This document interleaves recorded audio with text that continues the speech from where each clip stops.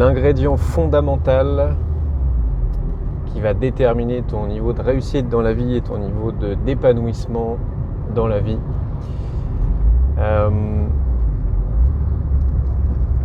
Peu importe les personnes que je rencontre en séance, chez les personnes que j'accompagne, et peu importe la variété des problématiques,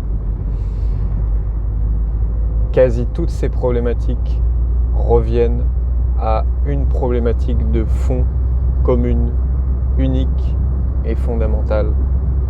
Que ce soit une problématique de je procrastine, je n'arrive pas à passer à l'action, que ce soit une problématique de je vis de l'anxiété, que ce soit une problématique de j'arrive pas à atteindre tel objectif financier, que ce soit j'ai une difficulté dans mes relations. Quasi toutes ces problématiques sont des problématiques de surface. C'est pas parce que c'est des problématiques de surface que ça veut dire qu'elles sont chouettes à vivre et qu'elles sont pas souffrantes. Mais elles amènent la plupart du temps à un sujet de fond. Et ce sujet de fond, c'est l'amour de toi. Ce sujet de fond, c'est à quel point tu t'aimes et à quel point tu es en désamour de toi sur certaines parties de toi. Alors peut-être que tu as eu un effet en mode ah ouais bon, l'amour de toi, super, c'est quoi ce concept, c'est un peu abstrait, s'aimer c'est bien joli, on l'a tous déjà entendu dans un bouquin, dans une vidéo ou autre, mais c'est un peu abstrait ce truc là. Donc on va déjà définir c'est quoi l'amour de toi. Quand je parle d'amour de toi, j'utilise le verbe aimer comme un verbe d'action. Aimer, c'est un verbe d'action. Je ne parle pas d'aimer dans le sens j'aime la moutarde, j'aime les pommes, j'aime la couleur rose, ou ça on pourrait plus se rapprocher de voilà, c'est un truc, on ne contrôle pas vraiment, t'aimes le bleu ou t'aimes pas le bleu, c'est assez instinctif, et c'est pas un truc, si t'aimes pas la moutarde, voilà, t'aimes pas la moutarde. Et donc quand je parle d'amour de soi, c'est pas je m'aime ou je m'aime pas. Parce que si on définit l'amour de soi comme ça, c'est un peu con, parce que si de base on s'aime pas trop, c'est comme si c'était définitif, puis si on s'aime bien, c'est comme si voilà, c'est pareil, et c'est un truc sur lequel on n'a pas de pouvoir. Voilà. Si je te dis t'aimes pas la moutarde, je te demande d'aimer la moutarde, tu peux faire un an de coaching ou de thérapie, t'aimeras pas la moutarde. Quand je parle d'amour de soi, ça n'est pas non plus, parce qu'il y en a peut-être qui vont regarder cette vidéo et qui vont se dire si mais moi je m'aime, hein. Moi, je m'aime parce que je me trouve belle ou beau, je m'aime parce que je me trouve pertinent, je m'aime parce que je trouve que je réussis bien professionnellement, je m'aime parce que je sens que j'ai confiance en moi et que j'ai pas peur de dire les choses, de passer à l'action, tout ça. Mais ça, c'est pas l'amour de soi. Ça, c'est pas l'amour de soi. C'est pas parce que c'est pas l'amour de soi que c'est nul et que c'est acheté à la poubelle, mais ça, déjà, c'est des côtés qui sont faciles à aimer, quoi. C'est-à-dire que je connais très peu de gens qui ne s'aiment pas quand ils réussissent, ou qui n'aiment pas telle ou telle qualité qu'ils ont, ou qui n'aiment pas tel ou tel trait de caractère qui serait voilà, entre guillemets positif. Voilà, c'est plutôt facile si je me trouve beau de dire oui, je m'aime bien parce que je me trouve beau, ou je m'aime bien parce que je viens de réussir mon examen, je m'aime bien parce que depuis 5 ans, là, j'avance bien dans mon entreprise. Bon, ça, de base, c'est plutôt fastoche. Mais, si jamais tu te disais, si, moi je m'aime, je peux te dire que moi-même, ayant fait un bon gros chemin sur l'amour de soi, parce que je pars d'un terrain bien nourri en désamour de moi-même, voire en haine de moi-même, et qui a amené à énormément de violence envers moi, de culpabilité, et qui en amène toujours, je peux te dire que même moi qui m'aime 10 fois plus qu'il y a quelques années, je peux te dire que la quantité de désamour de moi, la quantité de violence envers moi-même que je vois, et surtout que je ne vois pas encore, elle est immense. Pourquoi ? Parce qu'on a grandi tous sur du désamour de nous-mêmes, parce que ce qui s'est passé, très brièvement, on est arrivé sur Terre, on était juste une petite boule de spontanéité avec toutes les facettes de nous. On exprimait tout et n'importe quoi, sans filtre, sans se demander si ça allait être bien reçu, pas bien reçu, etc. Et après, il y a des choses qui ont été bien reçues et d'autres qui ont été mal reçues, voire très très très mal reçues, et où on nous a fait passer le message, non, en fait je t'aime pas quand t'es comme ça. Je t'aime pas quand t'es violent, je t'aime pas quand t'es égoïste, je t'aime pas quand t'es triste, je t'aime pas quand tu t'énerves, je t'aime pas, bref.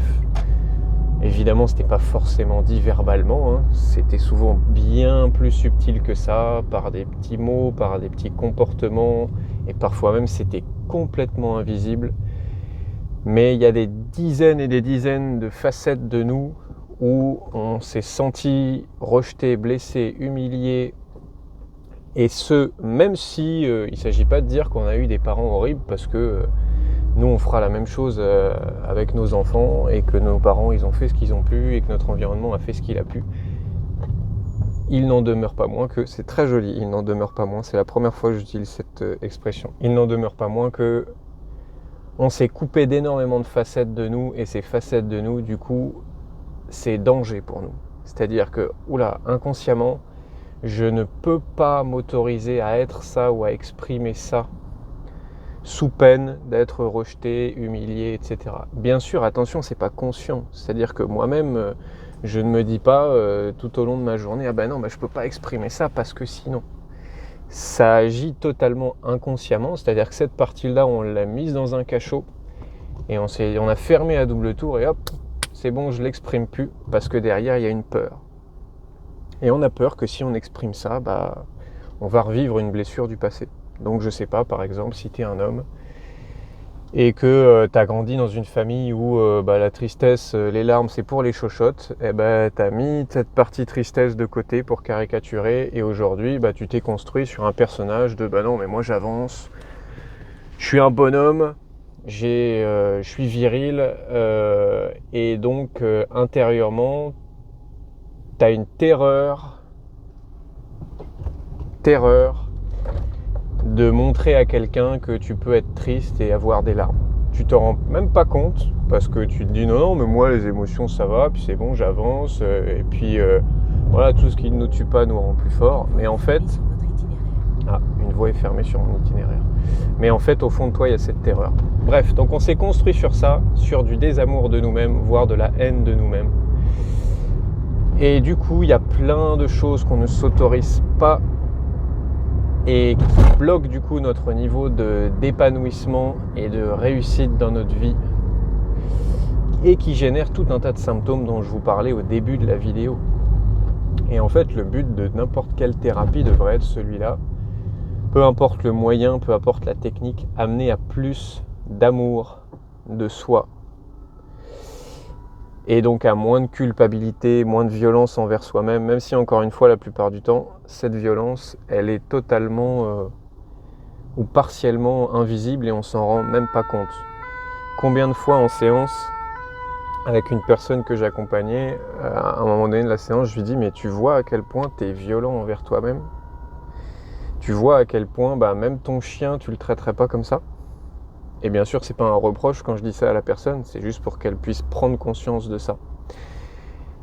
Et en fait, le sujet de fond à la fois, c'est ça. Et donc, je disais, aimer, c'est un verbe d'action. C'est-à-dire que c'est facile de s'aimer quand tu réussis, quand tu es joyeux, quand tu as de l'énergie, etc. Par contre, comment tu te traites quand ça fait 2 jours que t'es pas bien ? Comment tu te traites quand tu procrastines depuis une semaine ? Comment tu te traites quand tu as eu une réaction un peu excessive envers un ami ? Comment tu te traites quand tu viens de rater un objectif ? Comment tu te traites quand tu vois que je me rends compte que dans ma vie, je ne suis pas très aligné avec ce qui me plaît vraiment ? Dans ces moments-là, comment tu te traites, avec quel degré d'amour de toi ou avec quel degré de violence ou de haine de toi ? Et tu verras qu'à chaque fois, le sujet de fond, c'est ça. C'est je ne m'aime pas assez, je ne m'aime pas suffisamment pour m'autoriser à me donner la permission de Donc si par exemple tu as un sujet d'anxiété, c'est je ne m'aime pas assez pour accepter de vivre mes émotions parce qu'on m'a appris que mes émotions c'était pas bien et qu'il fallait les gérer. Si tu as un sujet de je procrastine vers tel objectif professionnel, tu verras que souvent il y a un sujet de fond de je m'aime pas assez pour kiffer autant ma vie et m'autoriser à être dans la fluidité et à gagner plein d'argent et à faire ce que j'aime et à ce que ce soit facile pour moi. Tu vois ça, ce truc-là, on l'a tous. Ce serait presque honteux qu'on soit dans la facilité. Tu te rends compte de ce truc-là dans ta vie ? La honte que ce soit facile, parce que non, il faut mériter. Et mériter, c'est faire des efforts, voire même souffrir un bon coup. Et vient d'où cette croyance à la con ? C'est quoi cette croyance à la con de no pain, no gain, il faut souffrir pour avoir des résultats ? En fait, non, pas du tout. Souffrir ne t'amènera aucun résultat. Tu pourras avoir cette illusion-là. Est-ce que ça peut être un moteur qui peut te permettre d'avancer ? Oui, ça peut. Par contre, c'est un moteur qui est juste hyper souffrant. Et c'est comme si tu avançais avec le frein à main. Donc oui, ça va te faire avancer. Mais moi, plus j'avance dans ma vie, moins je fais d'efforts, moins je souffre, plus c'est facile. Mais attention, je te mets bien un petit warning. T'inquiète pas qu'il y a plein de zones encore chez moi où je m'autorise pas à ce que ce soit fluide et facile et où je me mets plein de barrières parce que je suis en désamour de moi dans ces zones-là. Voilà pour cette petite vidéo sur l'amour de toi. Tu peux repartir avec ça, cette idée de tiens, dans ma journée, là, dans les heures qui vont suivre, si je m'aimais vraiment, je ferais quoi ?